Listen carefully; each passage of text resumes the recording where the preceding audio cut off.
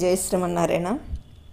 In olden days, especially in villages, people were entertained by a program called Harikatha, which was a combination of religious aspects, moral stories, followed by music and dance. Some people used to make their livelihood as a performer of Harikatha. One such program was going on in a village where there was a big gathering. Even village head was also there. In one context, the performer said that women were very clever. At the end of the performance, a person used to collect money and would give to the performer. The village head, from whom he expected more amount, dropped an invalid coin in the container. The performer was very much upset and asked the reason. The head said angrily, "While giving judgment about men and women, you must know about them very well.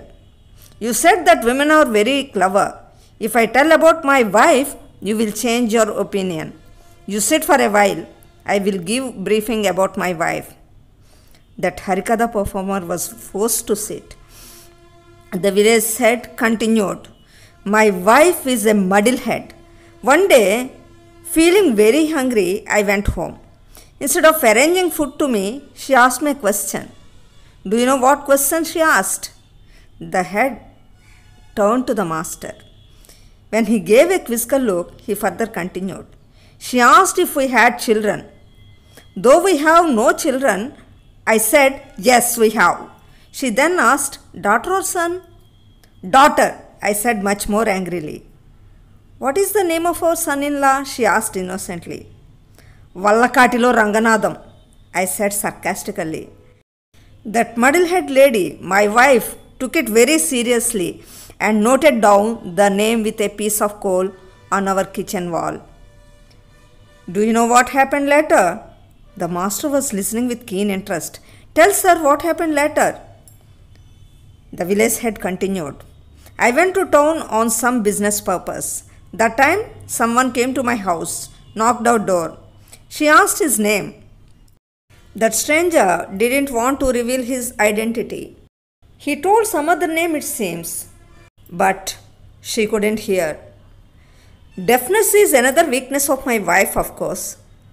When she asked twice, the man shouted, 'Vallakatilo Ranganadam is my name.' 'Oh, I am very sorry, you are my son-in-law. Come, come.' She invited the guest, fed him, and asked, 'How is our daughter?' At first, the stranger was bewildered, then realized the lady mistook him for her son-in-law. He decided to avail that opportunity. So he said, 'How are you, my dear mother-in-law?' 'Your daughter is fine. Actually, we have to attend a function.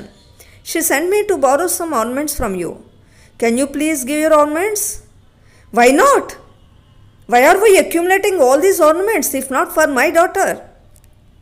Considering that man as son-in-law, handed over all jewelry to that culprit. 'Now you tell, are women clever? Don't come to my village next time onwards,' said the village head. Normally, we frame opinions based on our lives. Some consider that their wives are very clever, but some consider them ignorant. Their lives should not be confined to four walls, of course. At the same time, husbands should not be submissive too. Women need education, but it should not develop ego in them. Education should give them ability to know what is good and what is bad, how to overcome if placed in difficult situation. Sometimes we hear the news how people, especially women, are falling in traps deceived by others. Such incidents happen in our lives too.